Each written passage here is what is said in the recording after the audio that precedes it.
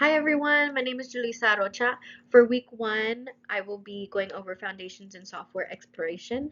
The software and foundation that I will be focusing on is Google Docs versus Microsoft Word.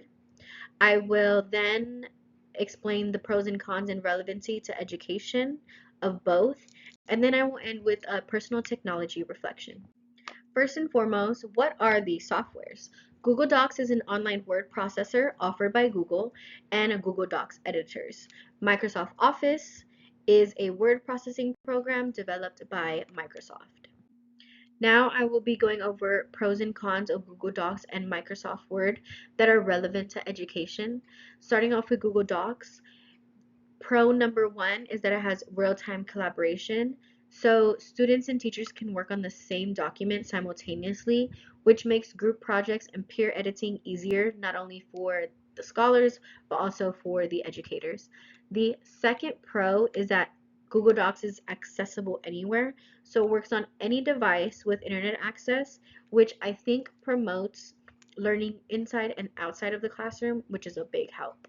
The third pro is that it has an autosave feature, so it automatically saves any teacher work or student work into Google Drive, which reduces the risk of lost assignments.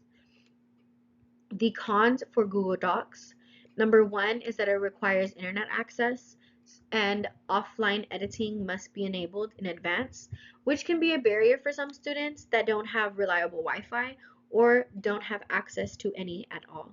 The second con of Google Docs is that it has limited formatting features. It's not advanced for scholars that may need it to be as advanced, such as APA or MLA.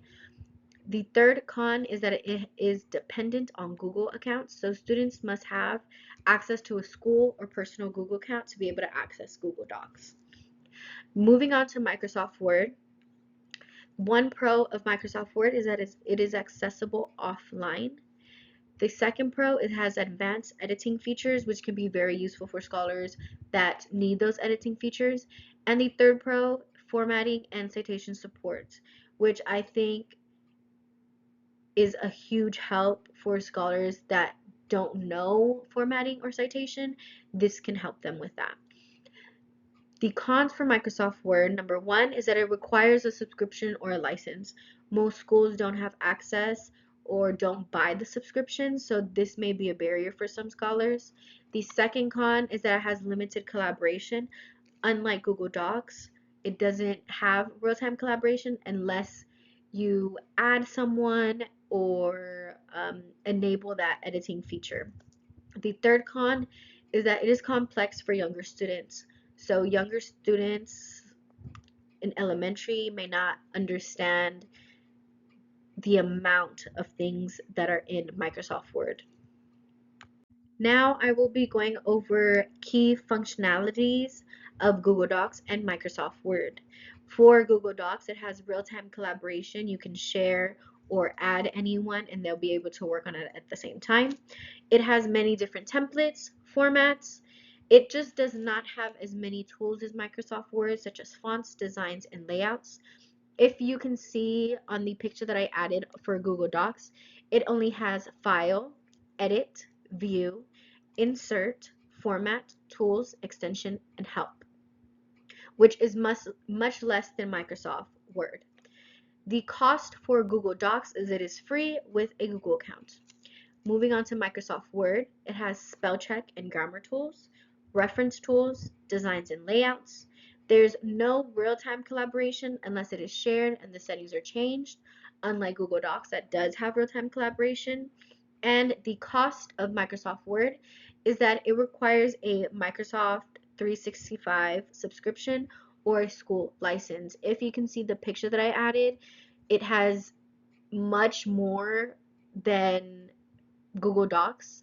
It has File, Home, Insert, Draw, Design, Layout, Reference, Mailing, Review, Help, and View. Now I will be going over what I prefer in an education setting.